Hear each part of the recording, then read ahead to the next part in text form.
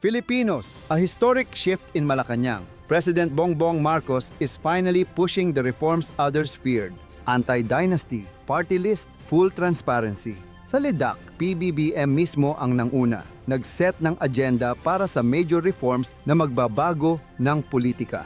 Anti-dynasty, party list, at full transparency. Today on News on Focus, we unpack PBBM's historic push, confronting decades of abuse. So, ano ba talaga ang binabangga ni PBBM ngayon? 4 landmark reforms, Anti-Dynasty, Independent People's Commission, Party List Reform, at Kadena Act. Lahat para sa transparency at tunay na pagbabago. Ito ang mga reforma na matagal ng pangarap ng bawat Pilipino.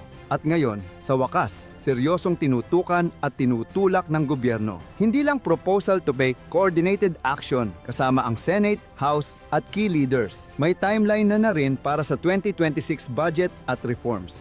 Para malinaw, tunay na institutional change ito.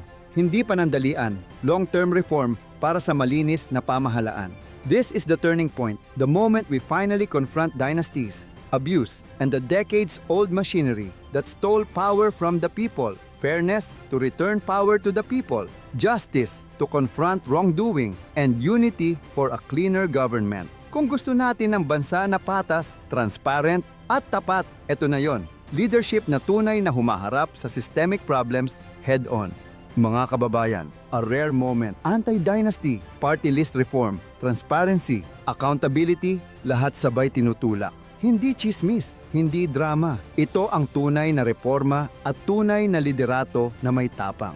Gusto mo ng malinaw at matapang na breakdowns? Like, share, subscribe na. Ito ang Tomas on Air. News in Focus. Walang takot, walang tinatago para sa mas malinis na pamahalaan.